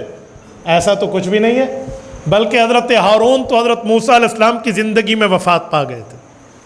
حضرت ہارون کو قبر میں رکھا حضرت موسیٰ علیہ السلام نے، تو وہ تو ان کے بعد رہے ہی نہیں ہیں۔ حضرت علی تو حضور کے بعد رہے ہیں، خلافت بلا فضل کا مسئلہ کیسے؟ حضرت موسیٰ علیہ السلام کے بعد جن کو حضرت موسیٰ کی نیابت ملی ہے وہ حضرت موسیٰ علیہ السلام کے پہلے صحابی تھے جن کا نام سیدنا یوشع بن نون ہے، ان کو اللہ تعالیٰ نے نبوت عطا فرمائی، وہ حضرت موسیٰ کے خلیفہ بنے اور نبی بنے۔ تو یہ بات تو بالکل ٹھیک ہو گئی، وہاں حضرت ہارون کو نہیں ملی تھی، حضرت یوشع کو ملی ہے۔ یہاں رسول اللہ صلی اللہ علیہ وسلم نے نسبت تو حضرت علی کی بیان فرمائی، لیکن خلافت بلا فصل کا سہرا حضرت ابو بکر کے سر پہ باندھا اور خود اعلان فرمایا لا ينبغي لقوم، اعلان کر رہا ہوں لوگوں، کوئی قوم بیٹھی اور نماز کا وقت آ جائے فیہ ابو بکر، اگر ابو بکر بیٹھا ہو این امہم غیرو، کوئی اور امامت کر کے تو دکھائے، نبوت کا حکم ہے ابو بکر امام بنے گا۔ اور امام کون ہوتا ہے؟ جس کے آگے بھی کوئی نہیں ہوتا، برابر بھی کوئی نہیں ہوتا۔ تو حضرت ابو بکر کو تو مصلی امامت رسول اللہ نے دیا، اور مزے کی بات جن نمازوں میں حضرت رسول اللہ صلی اللہ علیہ وسلم نے حضرت ابو بکر کو خلافت بطور نیابت امام کے طور پہ عطا فرمائی، تو ان میں تو حضرت علی المرتضیٰ بھی ساتھ شامل ہیں۔ اور حضرت علی المرتضیٰ حضرت ابو بکر کی بیعت کرنے کے بعد فرمایا کرتے تھے واقعی ابو بکر اس عہدے کا مستحق تھا، کیوں؟ رسول اللہ صلی اللہ علیہ وآلہ وسلم نے اسے ہمارا دین کا نائب یعنی ہمارا امام بنایا، اپنی بیماری کے ایام میں ہم نے اس کو اپنے دنیا میں امیر المؤمنین بنا لیا۔ حضرت علی فرماتے تھے، حضرت علی تو بطور مشیر رہے حضرت ابو بکر کے ساتھ، اور محبت اتنی تھی کہ حضرت ابو بکر کے انتقال کو حضرت علی نے اپنے دل میں اتنا صدمہ لیا تھا۔ حضرت ابو بکر فوت ہوئے تو حضرت علی المرتضیٰ کی بیوی لیلہ بنت مسعود سے حضرت علی کی شادی ہو چکی تھی اماں فاطمہ کے بعد، اس سے بیٹا پیدا ہوا۔ ابو بکر کے دنیا سے جانے کے بعد تو علی نے بیٹے کا نام ابو بکر ابن علی رکھا۔ حضرت عمر کے دور میں جب حضرت حسن کی شادی ہوئی اور حضرت حسن کا بیٹا پیدا ہوا تو حضرت حسن مجتبیٰ حضرت علی کے سامنے لائے اپنے بیٹے اور حضرت علی کے پوتے کو۔ علی کے دل میں محبت ابو بکر اتنی پیوست تھی، فرمایا بیٹا مجھ سے نام پوچھنے آئے ہو تو اس کا نام رکھو ابو بکر ابن حسن۔ حضرت علی کو تو حضرت ابو بکر سے اتنا پیار تھا، انہوں نے تو دعوی خلافت نہیں فرمایا، کوئی اور کسی جگہ وکیل بلا توکیل بن بیٹھے تو اس طرح طفیلی اسلام میں کوئی قبول نہیں ہوا کرتے۔ طفیلی سمجھتے ہیں نا، جسے انویٹیشن ملے ہی نہیں، انوائٹ کیا ہی نہ گیا ہو اور وہ کہے جی میں دیتے پاس ہوا، میں کوئی تم ولی میں بلا دو، میرا بھی کوئی کام ہے، تو ایویں دیتے پترے تھے کوئی نہیں بڑھتے ہوتے، انویٹیشن ہوتا ہے، انوائٹیڈ ہوتا ہے بندہ، پھر جا کے بنتا ہے۔ حضرت علی المرتضیٰ اور اس کے خاندان کو تو اس خلافت پہ کوئی آبجیکشن نہیں ہے، لیکن راستے پہ جاتے ہوئے نمو نمت اور جن پہاڑوں لتا کوئی مجھے کہے بھی میں بھی اس طرح کے معاملات کا ماہر ہوں، اس طرح نہیں بنا کرتا۔ سیدنا علی المرتضیٰ رضی اللہ تعالیٰ عنہ مکی زندگی میں بھی رسول اللہ صلی اللہ علیہ وسلم کے ساتھی ممد اور معاون رہے ہیں۔ مکی زندگی میں کئی واقعات ہیں، ان میں ایک لیجئے، ہجرت کی رات جب رسول اللہ صلی اللہ علیہ وسلم مدینہ طیبہ جا رہے ہیں تو حضرت علی نے رسول اللہ کی امانتوں کی حفاظت کی ہے یا نہیں کی؟ امانتوں کی حفاظت پہ حضرت علی کو حضور نے بٹھایا، اور علی اس وقت جب حضور پاک کے بستر پہ لیٹ رہے ہیں انہیں معلوم ہے 100 آدمی باہر تلواریں اٹھا کر رسول اللہ کا انتظار کر رہے ہیں، وہ ادھر آ گئے تو بستر پہ حضور سمجھ کے مجھے مار سکتے ہیں، لیکن حضرت علی اسے وفاداری کہتے ہیں جو رسول اللہ کے بستر پر حضور کے حکم پہ سو گئے۔ لیکن حضرت علی المرتضیٰ کے بارے میں نے ایک جگہ سنا ہے، ایک بزرگ فرما رہے تھے کہ حضرت علی فرمایا کرتے تھے، اسے میں نے کہیں پڑھا نہیں ہے، ایک بزرگ کی زبانی سنا، ان پہ اعتماد کرتے ہوئے بیان کر رہا ہوں۔ حضرت علی فرماتے تھے زندگی میں ہر رات سویا ہوں تو یہ اس گمان پہ سویا ہوں کہ ہو سکتا ہے آنکھ قبر میں کھلی، زندگی ختم ہو جائے، کیا پتہ صبح اٹھے نہ اٹھے۔ لیکن جب حضور مجھے سلا کے گئے تھے اور فرمایا تھا میں مدینہ جا رہا ہوں، میرے پیچھے اٹھ کر مدینہ طیبہ آ جانا، لوگوں کو امانتیں دے کے، فرمایا اس رات علی سویا تھا تو اس امید پہ کہ صبح میری آنکھ کھلے گی۔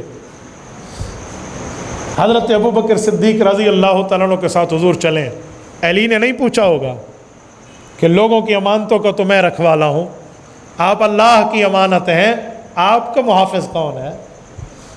حضرت علی جو لوگوں کی امانتوں کا رکھوالا ہے، امانتیں لے کر لوگوں کے معاملات میں حضور کے بستر پہ لیٹ رہے ہیں، حضور سے نہیں پوچھے یا رسول آپ اللہ کی امانت ہیں، آپ رب کی امانت ہیں؟ تو حضور پاک علیہ السلام نے بتایا بحکم خدا ابو بکر صدیق رفیق سفر ہے، مجھے ایمان سے بتائیں اگر ابو بکر میں نعوذ باللہ کوئی کھوٹ ہوتی تو علی المرتضیٰ تو گھر کے بندے ہیں، اسی وقت کہہ دیتے یا رسول اللہ آپ کا یہ سفر نعوذ باللہ یہ travel is dangerous, very very dangerous, بہت خطرناک سفر ہے، آپ اس بندے کے ساتھ نہ جائیں۔ اللہ کی امانت کو ابو بکر نے، اللہ کی امانت کو علی نے ابو بکر کے حوالے کرنے پر رضا رکھی ہے، اس سے پتہ چلا صداقت صدیق پر رضائے علی کی بھی مہر موجود ہے۔ تو علی کی محبت دل میں تب آئے گی جب ابو بکر کی محبت دل میں ہوگی، ورنہ ابو بکر حضرت علی کا امام ہے، علی کے اماموں کی محبت جس کے دل میں نہ ہو، علی کی محبت اس کے دل میں کیا ہے؟ ہاں خوشبو آ نہیں سکتی کبھی کاغذ کے پھولوں سے، خوشبو ہمیشہ اوریجنل پھول سے آیا کرتی ہے، اور خوشبو ہے، اسے مہکنے سے، چہکنے سے، پھیلنے سے کوئی روک نہیں سکتا۔ میرے دوستو، حضرت علی المرتضیٰ سوئے ہیں اور امانتیں حضرت علی نے جا کر حوالے کی ہیں کفار کے، اور حوالے کر کے حضرت علی حضور پاک کی اتباع میں مدینہ طیبہ چلے تھے۔ کچھ دن لگ گئے تھے حضرت علی کو امانتیں حوالے کرتے کرتے، اتنے میں رسول اللہ مکہ سے سفر فرما کر مدینہ طیبہ پہنچ چکے تھے۔ لیکن دوستو، میں سیرت کی ایک کتاب کا ایک باب آپ کے سامنے رکھنے لگا ہوں، ذرا دل پہ ہاتھ رکھ کے اس واقعے کو سنیے۔ حضرت علی سے رسول اللہ کا پیار دیکھیے۔ حضور پاک مدینہ گئے ہیں، مدینہ کے انصاری صحابہ کی دعوت پر گئے، لیکن مدینہ طیبہ جا کر نبی پاک علیہ السلام نے جس گھر میں قیام فرمایا، مدینہ طیبہ سے پہلے مدینہ کے شروع قباء میں، وہ صحابی حضرت کلثوم بن حدم رضی اللہ عنہ، جس گھر میں حضرت ابو بکر اور حضور نے 1.5 ہفتہ یا 2 ہفتے گزارے ہیں، یہاں مسجد قباء کی تعمیر کرائی ہے۔ میں نے اپنی آنکھوں سے اس کمرے کو آج بھی دیکھا ہے، محکمۃ الغابہ کے ہاں ان کے محتاط وہ موجود ہے، اس کی دیواروں میں بعض چیزیں آج بھی اوریجنلٹی 1400 سال سے ٹھہری ہیں، لیکن باقی چیزوں کی تعمیر جدید ہوئی ہے۔ آپ جائیے مسجد قباء سے کوئی 100-200 میٹر کی جگہ ہے مقام تذلیل، وہ آپ زیارت کر سکتے ہیں، تو کمرہ بھی وہاں موجود ہے۔ 2 ہفتے حضور نے قیام کیا، مدینہ شہر داخل نہیں ہوئے۔ کیوں؟ مدینہ چلے جائیں نا، آپ علیہ السلام یہاں کیوں تشریف فرمائے؟ اس کی کئی وجہ ہیں، ان میں ایک وجہ یہ ہے کہ علی نے پیچھے سے آنا ہے، پھر اکٹھے ہم نے مدینہ داخل ہونا۔ سیرت کی ساری کتابیں بتاتی ہیں جب تک حضرت علی نہیں آئے مدینہ طیبہ، حضرت ابو بکر اور حضور کو نہیں ملے، اس وقت تک رسول اللہ مدینہ شہر میں داخل نہیں ہو۔ آپ علیہ السلام نے مدنی زندگی جو حضرت علی المرتضیٰ رضی اللہ تعالیٰ عنہ کے ساتھ گزاری ہے، ان میں اگر آپ دیکھیں تو جنگ بدر ایک نام، ایک مقام، اسلام میں پہلی مسلح جنگ ہے، پہلی جنگ نہیں، پہلی مسلح جنگ ہے، یہ فرق ذہن میں رکھیں۔ پہلی جنگ غزوہ بوات ہے، پھر غزوہ عشیرہ ہے، پھر غزوہ بدر ہے۔ غزوہ ترتیب کے اعتبار سے بدر تیسرا ہے، لیکن پہلی مسلح جنگ ہے جس میں جنگ ہوئی ہے، پہلی 2 میں جنگ نہیں ہوئی، اس لیے اس کو عام طور پہ شمار نہیں کیا جاتا، ورنہ ترتیب کے اعتبار سے غزوہ بدر تیسرے نمبر پہ، مسلح پہلی جنگ ہے، اس میں جنگ ہوئی ہے۔ پہلی 2 میں کافر بھاگ گئے تھے، اس میں صحابہ کے ہتھے چڑھ گئے یہ کافر۔ پہلی جنگ ہے اور اس میں ابو جہل جیسوں کو 24 سرداران قریش کے ساتھ ایک ہی کنویں میں ڈال کے صحابہ کرام نے حق کا کلمہ بلند کیا. نبی پاک صلی اللہ علیہ وسلم اس سفر میں گئے ہیں، کفار کی طرف سے 3 جوان نکلے تھے. تو صحابہ کرام جو مدنی تھے یہ تینوں نکلے. جنگ سے پہلے جو تینوں کا مقابلہ ہونے لگا تو مکہ کے کافروں نے تلواریں نیام میں ڈال لی اور نبی پاک علیہ السلام کو چیلنج کر کے کہنے لگے آجی مدینے والوں کو تم اپنے مقابلے میں کچھ سمجھتے ہی نہیں ہیں، ہم مکی ہیں، ہمارے مقابلے میں ہماری قوم کا کوئی مکی بندہ سامنے لاؤ. عتبہ، عتیبہ اور شیبہ کے مقابلے میں حضرت علی، حضرت حمزہ اور حضرت عبیدہ رضی اللہ تعالی عنہ کو رسول اللہ نے بھیجا. عتبہ کے مقابلے میں حضرت علی تھے. عتبہ بہت بڑے کافر سورما کا نام ہے. اگر آپ عتبہ کی تاریخ پڑھیں 500 بندہ 1000 بندے سے لڑنے کا اکیلا دعویٰ کرتا تھا، اکیلا، کہ میں اکیلا ان کو نمٹ لوں. یہ عتبہ ہے. اور شیبہ کے مقابلے میں حضرت حمزہ ہے، ربیہ کے مقابلے میں حضرت عبیدہ ہے. ایک ایک وار میں ان تینوں نے سامنے والے کافر کو ڈھیر کر کے رکھ دیا. اس پر بدر میں بیٹھے ہوئے پیچھے جو کافروں کا مجمع تھا نا وہ یوں تھر تھر کانپنے لگا کہ کیا بندے ہیں یار یہ لوگ، ایک بار میں ہمارے اتنے بڑے بڑے بندوں کو انہوں نے ایک ہی تلوار کے وار میں پٹک کر رکھ دیا. یہ ان کا حال تھا. اور اس کے بعد پھر جنگ شروع ہوئی اور 70 کافروں کو صحابہ کرام نے یوں تحقیق کیا جیسے تحقیق کرنے کا حق ہے. اور میرے دوستو کل صحابہ کرام 313 ہیں، وہاں 1000 کافر ہے. 70 کافر قتل ہوئے، 14 بدر کے صحابہ شہید ہوئے. ان میں پہلا شہید جو ہے بدر کا وہ حضرت عمر رضی اللہ تعالیٰ کا آزاد کردہ غلام ہے حضرت مہجہ بن عبداللہ رضی اللہ عنہ. ان کی قبر مبارک کوئی بدر میں 14 شہداء بدر کی اکٹھی قبر ہے. حجاج جاتے ہیں وہاں پر فاتحہ کر کے آتے ہیں. تو حضرت علی المرتضیٰ کا پہلا کارنامہ جنگ احد میں بھی ہے، جنگ خندق میں بھی ہے، باقی جنگوں میں بھی ہے. میں قلت وقت پر چھوڑتے ہوئے صرف جنگ بدر، جنگ خندق کا ایک واقعہ سمجھانے لگا ہوں. ایک شخص ہے کافروں کی طرف سے بہت بڑا نامی گرامی جس کا نام ہے عامر بن عبد ود. عبد ود، اس کو لوگ اردو میں عبدود پڑھتے ہیں. یہ عبدود نہیں ہے، یہ عبد ود ہے. ود بت کو کہتے ہیں، تو بت کا بندہ عبد ود عامر. 1000 آدمی سے تنہا لڑنے کا دعویٰ رکھنے والا. یہ جب وہ کراس کر کے آنے لگا نا وہ خندق، کیونکہ خندق ان کے سامنے پہلا ایک جنگی حکمت عملی کا معاملہ تھا، تو جب کراس کر کے آنے لگا تو حضرت علی المرتضیٰ نے تلوار نیام سے نکالی اور فرمایا اس سے نمٹ کے آنا پڑے گا. تو اس نے حضرت علی کو کہا تھا آپ بچے ہو اور میں بچوں کو مارنا نہیں چاہتا. حضرت علی المرتضیٰ نے اسے بھی سمجھایا تھا کہ جب میرے ساتھ تیرا پالا پڑے گا تو پھر تجھے پتہ چلے گا بچہ کون ہے اور بچہ کھچا کون ہے، تمہیں پاس صرف تب پتہ چلنا ہے. تو یہ جب آیا نا حضرت علی سے لڑنے، کہتے ہیں اتنا غصے میں تھا کہ جس گھوڑے پر تھا نا تو حضرت علی کو دکھانے کے لیے کہتے ہیں اچھا تو یہ سمجھتے ہیں پیچھے دوڑ جاؤں گا، یہ لے اپنے گھوڑے کی چاروں ٹانگوں کو اس تلوار سے کاٹ دیا کہ اب تو میرا گھوڑا معذور ہو گیا، میں واپس نہیں جا سکتا، اب میں لڑوں گا تم سے جیسے لڑنے کا کو. یہ اس نے بہادری کے طور پہ دھمکی آمیز ایک کارنامہ اپنے کارنامہ کیا مکالہ ملس، اس گھوڑے کی چاروں ٹانگیں اس نے کاٹ دے کہ اب میں واپس نہیں جاؤں گا، مجھے اپنے سواری میں نے مار دی ہے، میں نے اس زمانے کی کشتی جلا دی ہے، آؤ میرے مقابلے میں. تو حضرت علی المرتضیٰ کے ایک وار سے عمر بن عبد ود ختم ہو گیا تھا. اور اس بندے کے مرنے کے بعد سارے خندق والے پیچھے بھاگ گئے تھے. کچھ عرصہ رہ کے سب دوڑ گئے، پھر جنگ نہیں ہوئی. انہوں نے کہا اتنے بڑے بندے کو علی نے یوں اٹھا کے پٹک دیا، ہم کیا چیز ہے. یہ علی المرتضیٰ. اور حضرت علی المرتضیٰ رضی اللہ تعالیٰ عنہ کی جنگوں میں کئی واقعات مشہور ہیں. ان میں ایک صلح حدیبیہ کا معاملہ بھی ہے. صلح حدیبیہ کا مسئلہ کیا ہے؟ صلح حدیبیہ میں جب کفار کی طرف سے صلح کے لیے بندے آئے تھے اور صلح نامہ لکھا جا رہا تھا تو نبی پاک علیہ السلام کا لفظ لکھوایا گیا محمد الرسول اللہ کی طرف سے یہ صلح ہے. تو کفار نے کہا جی نہیں، ہم آپ کو تو رسول اللہ مانتے نہیں ہیں، یہاں محمد ابن عبداللہ لکھنا پڑے گا. ہم محمد الرسول اللہ مانتے تو آپ سے لڑتے، لہٰذا یہ لفظ کاٹے. حضرت علی کاتب تھے، لکھ رہے تھے.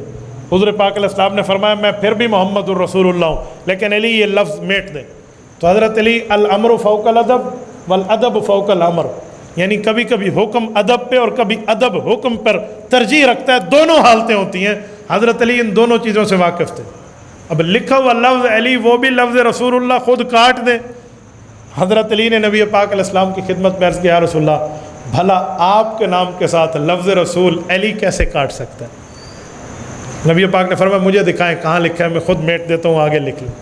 اس سے بھی حضرت علی المرتضیٰ کی ایک شان سمجھ آتی ہے کہ حضرت علی المرتضیٰ نے اس موقع پہ بھی نبی پاک علیہ السلام کی رسالت پہ پہرا دیا۔ اور اس کے بعد غزوہ خیبر ہے۔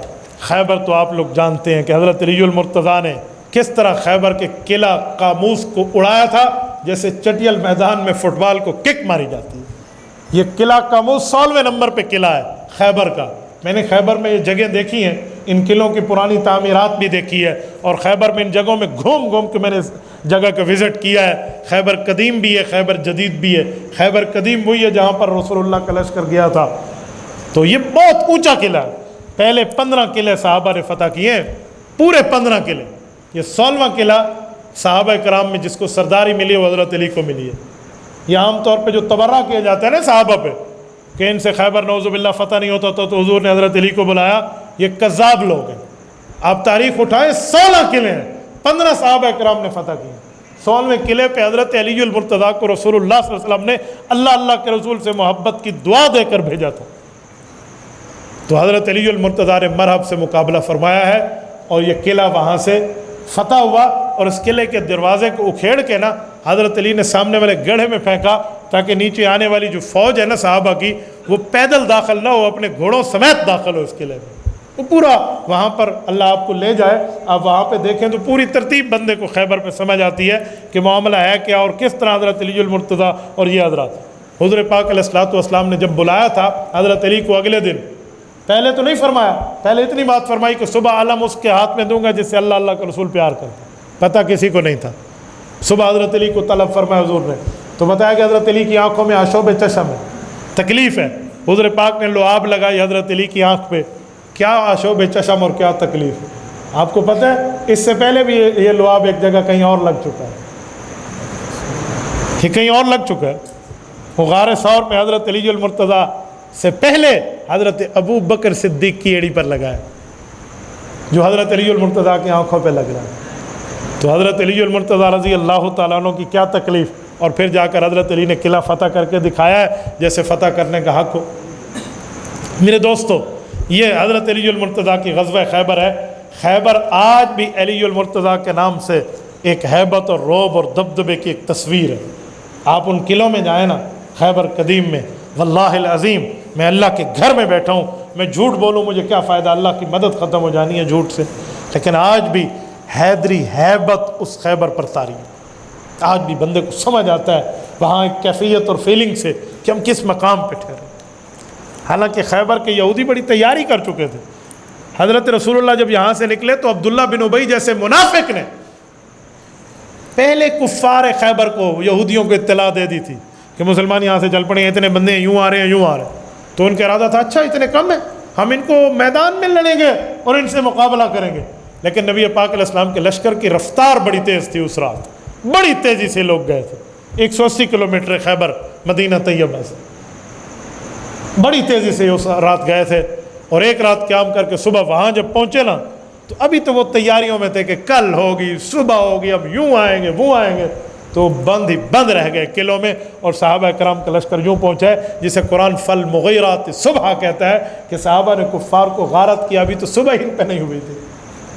یعنی اس طرح نبی پاک علیہ الصلوۃ والسلام کی چال جو تھی کفار کے مقابلے میں بہتر، خوبصورت، پیاری چال تھی، جو کوئی کسی کی دھوکے والی نہیں تھی۔ یہ چال کارگر ثابت ہوئی اور کفار کے ارادے ختم ہوئے۔ سیدنا علی المرتضیٰ رضی اللہ تعالیٰ عنہ کو اس بنیاد پر فاتح خیبر کہا جاتا ہے۔ سیدنا علی المرتضیٰ نبی پاک صلی اللہ علیہ وسلم کی آخر وقت تک قریبی ساتھی، دوست، گھر کے فرد، داماد کی حیثیت پہ رہے، اور اس کے بعد جب نبی پاک دنیا سے رخصت ہوئے، نبی پاک کے تینوں خلیفہ حضرت ابوبکر، حضرت عمر، عثمان کے ساتھ حضرت علی جانثاری، وفاداری، دلداری، حبداری کے ساتھ ان کے قائم رہے۔ کبھی بھی ایسا نہیں ہے کہ ان تین خلفاء کو کوئی مشکل کا معاملہ پیش ہوا ہو اور حضرت علی موجود نہ ہو، ان کے فیصلے کے معاملات پہ حضرت علی کی مہر تصدیق نہ ہو، ہر معاملے میں ساتھ ہوا کرتے تھے۔ ایک مشہور واقعہ آپ نے سنا ہوگا کہ حضرت عمر رات کو بیٹھے تھے، حضرت علی المرتضیٰ تشریف لائے، تو حضرت عمر نے پوچھا علی اپنے کام سے یا سرکاری کام سے؟ کیونکہ سرکاری مشیر تھے حضرت علی. فرمایا اپنے کام سے. کہا اچھا پھر صبر کرو. ایک چراغ بجھا دیا, دوسرا جلا لیا. حضرت علی نے کہا کہ باقی کام تو بعد میں کریں گے, یہ وہ بجھا کر یہ جلایا کیوں, وہ جلتا رہتا. فرمایا سرکاری کام کر رہا تھا, سرکاری تیل سے دیا جل رہا تھا. آپ ذاتی گپ شپ کے لیے آئے ہیں, آپ ذاتی تیل والا دیا جل رہا ہے. ان کے ساتھ ان کے تعلقات کتنے رہے, کتنی محبت کا معاملہ حضرت علی المرتضیٰ کا رہا ہے. سیدنا علی المرتضیٰ رضی اللہ تعالیٰ عنہ جس وقت خلیفہ نامزد ہوئے, یہ وہ وقت تھا جب حضرت عثمان غنی کو ظلماً شہید کر دیا گیا تھا. اور وہ جو بے ایمان آئے تھے وہ حضرت عثمان کی نرمی سے فائدہ اٹھا کر مدینہ طیبہ میں مسلمانوں میں کوئی دیہاتوں میں جا کر ادھر ادھر کہیں نہ کہیں مل گئے تھے, اور حضرت علی المرتضیٰ کی فوج میں تھے. اب حضرت عثمان غنی کا اس وقت یہ حکم تھا کہ علی مدینہ میں لڑنا نہیں ہے, تبھی تو یہ حضرات نہیں لڑے تھے. حکم تھا بالکل نہیں لڑنا. حضرت علی فرماتے تھے ہمارے ہاتھ بندھ گئے ہیں امیر المومنین کے حکم سے, ورنہ یہ تو ہمارے لیے کوئی چٹکی کا کام بھی نہیں ہے کہ ہم ان کو کیسے اڑا کے رکھ دیں. بہرحال جب مدینہ طیبہ میں حضرت عثمان غنی کی شہادت ہوئی اور نبی کا شہر خون آلود ہوا, آپ میں سے کتنے دوست مسجد نبوی گئے ہوئے ہیں, ذرا آپ ہاتھ کھڑا کریں. میں آپ کو جگہ بتاتا ہوں جہاں حضرت عثمان شہید ہوئے ہیں. ماشاءاللہ اب آپ سمجھیں گے, جو نہیں سمجھے ہوئے ان کو آپ سمجھا دیں گے. جس وقت آپ سلام پیش کر کے نکلتے ہیں, یعنی باب السلام سے آ کر معاجہ شریف پہ سلام پیش کر کے نبی پاک کو جب آپ نکلتے, اس دروازے کا نام ہے باب البقی. جب ہم نکلتے گیٹ نمبر 41 ہے, یہ جو ہم نکلتے, اس کے آگے دوسری چھتری چھوڑ کے جو تیسری چھتری اور دوسری کے درمیان والی جگہ ہے, یہ جگہ حضرت عثمان غنی کی شہادت. مجھے مدینہ طیبہ میں ایسے ایسے بزرگ ملے ہیں جن کی 50-50 سال وہاں آدھی آدھی صدی گزری ہے. یہ ان کی نشاندہی سے میں آپ کی خدمت میں عرض کر رہا ہوں. یہ باب البقی کے سرے پہ پرانے زمانے میں تو لکڑی تھا, لکڑی کا کمرہ تھا, آج کل تو ماشاءاللہ ماربلائز بن گیا ہے. یہ جگہ حضرت ابو ایوب انصاری کا گھر تھا. ادھر اونٹنی بیٹھی تھی جب حضور نے فرمایا تھا دعوہا فإنہا معمورہ, اسے چھوڑ دو یہ اللہ کے حکم سے بیٹھے گی. وہ بالکل اس دروازے پر, اس دروازے سے ہٹ کے سامنے والی جگہ حضرت عثمان کی شہادت. تو حضرت علی نے جو پہلا فیصلہ کیا ہے خلیفہ بننے کے بعد, وہ اتنا دانش مندی پر مشتمل ہے, اتنا دانش مندانہ فیصلہ ہے کہ اس کی جتنی تعریف کی جائے اتنا کم ہے. کیا فرمایا, یہ اگر سلطنت اسلام کا دارالخلافہ مدینہ طیبہ رہا تو چلو اتنی بات تو ٹھیک ہے, خلیفہ وقت مدینہ طیبہ میں بیٹھے گا, لیکن اس کا ایک برا عنصر بھی ہے. وہ یہ ہے کہ کل کوئی بھی احتجاج کے ذریعے, کوئی بھی کسی اختلاف کے ذریعے خون خرابہ کرنے آئے گا تو نبی کا شہر کی حرمت کو پامال کیا جائے گا, جیسے حضرت عثمان کے وقت ہوا. فرمایا اب یہ نہیں کرنے دیں گے. صحابہ اور اہل بیت کے مشورے سے بالاتفاق ارکان شورا کے دستخط کے ساتھ حضرت علی نے فیصلہ فرمایا کہ اب دارالخلافہ یہاں سے ہم دور منتقل کریں گے, تاکہ ان جیسے جمیلوں سے نبوت کا شہر محفوظ ہو. اس جیسے حکمران کے معاملات پر کوئی اعتراض آ جائے, کوئی لڑائی فساد دھنگا کے معاملہ آ جائے, یہ نہیں. تو حضرت علی کوفہ تشریف لے گئے. یہ کوفہ حضرت عمر نے اس کو بنایا تھا, حضرت علی نے اس کو بسایا. تو حضرت علی المرتضیٰ وہاں تشریف لے گئے تھے. کچھ لوگ کوفے کے خلاف بولتے ہیں, کوفہ ایسے, کوفہ کسی کی بے وفائی کی مثال دینے کہتے ہیں تو کوفے کا ہے. یہ لفظ حضرت عمر پر بھی اعتراض کر رہے ہیں, حضرت علی پر بھی اعتراض کر رہے ہیں, ایسے نہیں کہیں. کوفے کے چند بے ایمانوں کی وجہ سے پورا کوفہ کیوں غلط ہو گیا؟ مکہ مکرمہ اللہ کا گھر ہے, اللہ کے گھر کا شہر ہے. ابو جہل پلید کی وجہ سے مکہ تو غلط نہیں ہوتا, مدینہ طیبہ میں عبداللہ بن ابی جیسا رئیس المنافقین رہتا تھا, اس کی وجہ سے نبی کے مدینہ غلط نہیں ہوتا. تو چند بے ایمانوں کے اختلاف کی وجہ سے عمر کا بنایا ہوا, علی کا بسایا ہوا کوفہ کیوں غلط ہو جاتا ہے؟ ایسا کچھ بھی نہیں. کسی ہر شہر میں غلط بھی ہوتے ہیں, ٹھیک بھی ہوتے ہیں, لیکن اس پر حکم کلی نہیں لگتا. تو حضرت علی المرتضیٰ نے جو پہلا فیصلہ فرمایا وہاں تشریف لے گئے, اور مدینہ طیبہ کو حضرت علی المرتضیٰ نے اس جیسی تکلیف سے بچا لیا. سیدنا علی المرتضیٰ رضی اللہ تعالیٰ عنہ کے فضائل اور مناقب تو اس سے کئی زیادہ ہیں, لیکن میں آپ کی خدمت میں چند باتیں آپ کی خدمت میں عرض کرنے لگا ہوں. حضرت علی المرتضیٰ کے بارے میں آتا ہے کہ حضرت علی المرتضیٰ وہ شخص ہے کہ نماز رسول اللہ کے بعد جس نے سب سے پہلے حضور کے ساتھ پڑھی ہے وہ حضرت علی ہے. کیونکہ نفل نماز پہلے تھی نا, ابھی تو فرض نہیں تھی, فرض تو 10ویں نبوت کے سال میں ہوئی, تو حضور گھر میں پڑھتے, حضرت علی ساتھ پڑھتے. یہ رتبہ حضرت علی المرتضیٰ کا ہے. حضرت عبداللہ بن مسعود کی روایت موجب کبیر طبرانی میں ہے, وہ فرماتے نبی پاک علیہ الصلوۃ والسلام نے فرمایا تھا کہ بیٹیوں کے نکاح ہوئے ہیں اللہ کے حکم سے ہوئے ہیں. تو یعنی حضرت علی المرتضیٰ سے جب حضرت فاطمہ چوتھی بیٹی کا حضور نے نکاح کیا ہے تو اللہ نے فرمایا ہے تبھی نکاح کیا، یعنی اتنا مقدس رشتہ یہ ہے۔ اور اسی طرح میرے دوستو، حضرت علی المرتضیٰ رضی اللہ تعالیٰ عنہ کو نبی پاک صلی اللہ علیہ وسلم نے اپنا دوست فرمایا۔ چند لوگ تھے حجۃ الوداع سے واپسی پر، وہ حضرت علی کے ساتھ کچھ اونچ نیچ ہو گئی تو حضور پاک نے حضرت علی المرتضیٰ کو غدیر خم بھی کہتے ہیں، اس کنویں پہ ٹھہر کے ان کے ہاتھ مبارک کو اٹھایا اور فرمایا، لوگو من کنت مولاہ فہذا علی مولاہ اللہم والی من والاہ وعاد من آداہ، میرے دوست ہو نا، مجھے دوست رکھتے ہو، تو جس کا حضور نے فرمایا میں دوست ہوں اس کا علی دوست ہے۔ پھر دعا کی، اللہ جو علی کے ساتھ دوستی رکھے تو اس کے ساتھ دوستی رکھ، جو اس کے ساتھ دشمنی رکھے تو اس کے ساتھ دشمنی رکھ۔ مولا کا معنی یہی ہے، اور یہی حقیقی معنی اور حدیث پاک کا معنی ہے، کیونکہ یہ معنی نہیں ہے جس کو لوگ سمجھتے ہیں اس سے خلیفۃ بلا فاصل مراد ہے، آقا اور حضور کی موجودگی میں آقا ہونا مراد ہے، ایسا کچھ بھی نہیں ہے۔ اگر ایسا ہو تو مولا کا لفظ آگے بھی موجود ہے، اللہم والی من والا ہو، اس کا کیا معنی؟ اللہ جو اس کے ساتھ حکمرانی رکھے تو اس کو حکمران بنا دے، کیا معنی ہوگا؟ تو جہاں اگلا لفظ دوست کا ہے، پچھلا لفظ دوست کا ہے، تو درمیان والا لفظ بھی دوست کا ہے۔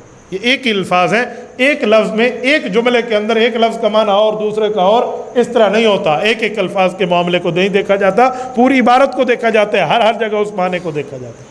تو حضرت علی المرتضیٰ کے ساتھ نبی پاک صلی اللہ علیہ وسلم کی اتنی محبت اور اتنا تعلق ہے۔ حضرت علی کی زندگی تو اس میں اور بھی تفصیل ہے، لیکن قلت وقت، شاید 1 گھنٹے سے زائد ہو گیا مجھے بولتے ہوئے، میں بطور خلاصہ شہادت پر بات کرنے لگا ہوں۔ سیدنا علی المرتضیٰ سن 40 ہجری، رمضان 17 تاریخ ہے، حضرت علی اپنے گھر سے تشریف لا رہے ہیں، اور حضرت علی پر جو حملہ ہوا ہے خارجیوں کی طرف سے، اس ملعون کا نام عبد الرحمن بن عمر الکندی ابن ملجم ہے۔ اس شخص نے حضرت علی المرتضیٰ پہ وار کیا، اور آپ کو پتہ ہے حضرت علی کی قتل کی سازش کب بنی تھی؟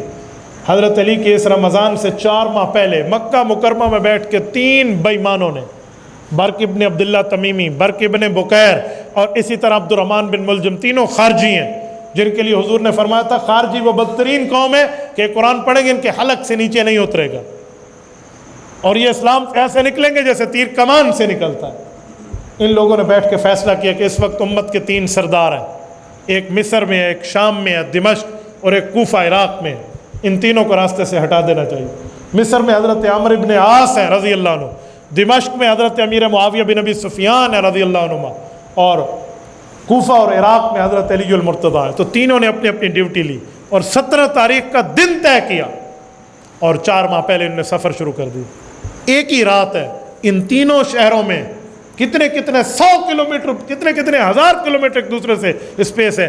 آج آپ ذرا مصر، اسکندریہ اور کوفہ کا فاصلہ آپ گوگل میپ کر کے دیکھ لیں، اور کوفہ اور دمشق کا فاصلہ دیکھ لیں، ہزاروں کلومیٹر بنتے ہیں۔ اس جگہ ایک ہی رات پہ وار ہوا، 17 رمضان۔ حضرت علی پہ بھی، حضرت عمرو ابن عاص پہ وہاں، اور حضرت معاویہ پہ وہاں۔ حضرت عمرو ابن عاص کی خوش قسمتی دیکھیں، وہ بیمار تھے، اس رات تشریف نہیں لائے، ان کی جگہ جو نائب نماز پڑھانے آئے وہ شہید ہو گئے جس ظالم نے حملہ کیا۔ حضرت معاویہ بن ابی سفیان نماز کے لیے خود نکلے تھے، لیکن اسکوٹی اتنی ٹائٹ تھی ان کی کہ ان پہ وار ہوا، وہ زخمی ہونے کے قریب تھے کہ ان کو پکڑ لیا گیا، جس سے یہ راز اگل گیا کہ اس معاملے کا بانی اور محرک اور تحریک کیا تھا۔ اور حضرت علی پہ وار تو اس بےایمان نے آ کر کیا تھا، عبد الرحمن بن ملجم نے۔ جب اس نے مسجد میں وار کیا حضرت علی پہ، تو حضرت حسن پیچھے تشریف لا رہے تھے، جو ہمیشہ تو بابا کے ساتھ نماز کے لیے آتے، اس دفعہ کچھ لیٹ ہو گئے تھے تو پیچھے آ رہے تھے۔ حضرت علی المرتضیٰ کو اس کو مسجد میں شہید کیا، وہ خنجر مارا، اور اس خنجر کو یوں گھماتے ہوئے جا رہا تھا۔ 14 رمضان کے 2-3 دن بعد ہے 17، تو چاند اپنی آب و تاب پہ تھا، تو خنجر پہ حضرت علی المرتضیٰ کے لگے ہوئے خون کے قطرے اس چاند کی چاندنی میں چمک رہے تھے۔ حضرت حسن نے دیکھا، حضرت حسن جنگی میدان کا ماہر آدمی ہے، سوچنے لگے کہ ابھی تو بابا جان گئے اور یہ بندہ خنجر لہراتے ہوئے اس طرح، یہ کیا معاملہ ہے؟ تو اس کو پکڑنے کے لیے حضرت حسن نے اپنی چادر اتاری اور اس چادر کو ایک ٹیکنیک سے گھمایا اور اس کو پکڑ لیا، اس کے ہاتھ پیچھے باندھے اور درخت کے ساتھ باندھا۔ اس نے کہا جی کیوں باندھ رہے ہو، کیوں پکڑ رہے ہو؟ کہا کچھ نہیں ہے، اگر آپ بے گناہ ہیں تو ابھی چھوڑ دوں گا آپ، لیکن ابھی بابا جان گئے، مجھے ذرا مسجد تک جانا ہے۔ تو وہاں گئے تو حضرت علی المرتضیٰ سجدے میں، اور اس ظالم نے حملہ کیا۔ حضرت علی المرتضیٰ کو انہوں نے اٹھا کر اپنے سینے سے لگایا، کہا بیٹا جس نے وار کیا اگر میں دنیا سے چلا جاؤں تو تم بھی اسی کے ساتھ وہی کام کرنا، مسلح اس کے اوپر ظلم نہ کرنا کہ اس کی آنکھیں کاٹ دے، کان کاٹ دے، ناک کاٹ دے، لیکن اگر وہ میں اس دھرتی سے بچ گیا، اللہ نے مجھے زندگی دے دی، تو پھر میں جانوں اور وہ جانے، پھر آپ لوگوں کا کام ہے۔ 17، 18، 19، 20، 21 5ویں دن حضرت علی المرتضیٰ کی شہادت ہے، اور اس دھرتی کا اس وقت سب سے بڑی شخصیت، عظیم المرتبہ شخصیت، یہ 21 رمضان سن 40 ہجری کو دنیا سے رخصت ہوئے۔ سیدنا حسن رضی اللہ تعالیٰ عنہ نے ان کا جنازہ پڑھایا ہے، لیکن حیرانگی کا معاملہ ہے، حضرت علی المرتضیٰ رضی اللہ تعالیٰ عنہ کو اللہ کے گھر میں اس ظالم نے شہید کیا، اور اس کو شرم نہیں آئی، شرم اس کو نہیں آئی، اللہ کے گھر میں، اور خارجی ہے، اور اسی پر خوشی کا اظہار کر رہا ہے۔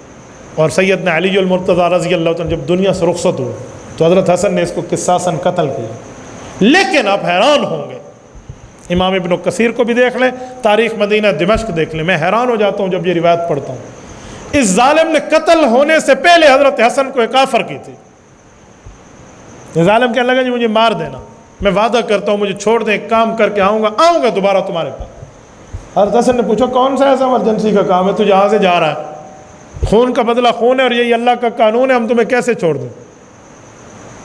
اس نے کہا مجھے شک ہے کہ جو بندہ ہم نے حضرت معاویہ کے پاس بھیجا تھا وہ اتنا تگڑا نہیں تھا، اس نے اسے نہیں مارا ہوگا، تو مجھے تو یہی جیل میں باقی جگہ معاملات پتہ چل رہے کہ وہ ابھی تک زندہ ہے، تو میں چاہتا ہوں کہ میں ان پہ وار کر کے ان کو ختم کر دوں، پھر آپ کے پاس آؤں، مجھے مار دیں۔